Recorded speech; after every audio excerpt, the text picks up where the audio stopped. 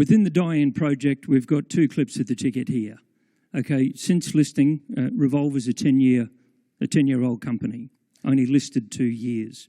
Since we've listed, we've heavily prosecuted the Dianne precinct to look for more of what is Australia's highest grade producing copper deposit. So in the day, back in the 80s, not that long ago, the Dianne project itself kicked out 60,000 tonnes at 22% average grade for a DSO operation. Copper was in the toilet, operations ceased, and are left behind a lot that we have there.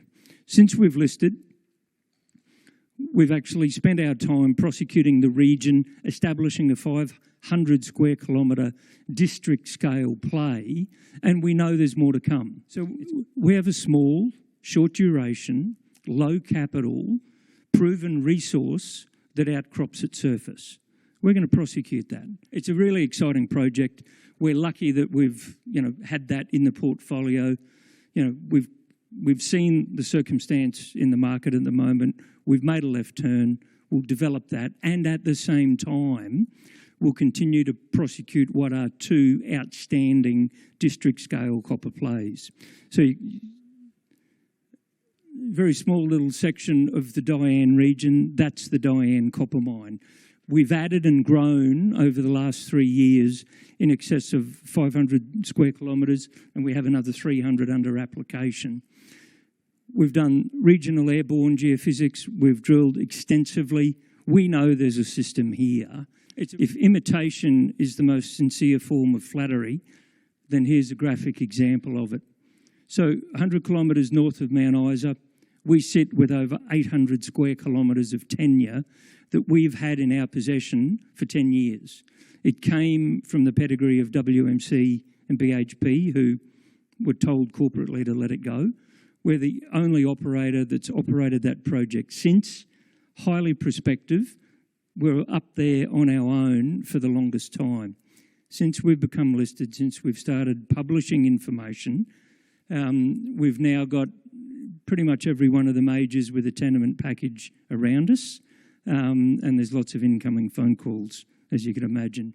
So that's a recognition that we've the premium acreage in this jurisdiction. It's tier 1, world-scale copper territory, and the work that we have done has certainly got us on the path to that.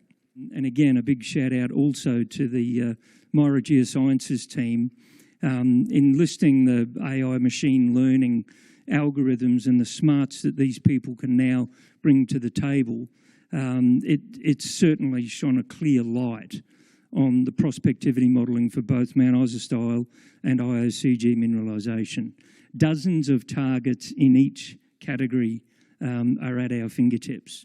So the work completed to date, clearly we're within and proximate to a mineralisation system.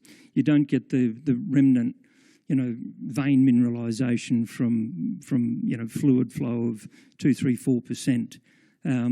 Without having something close by.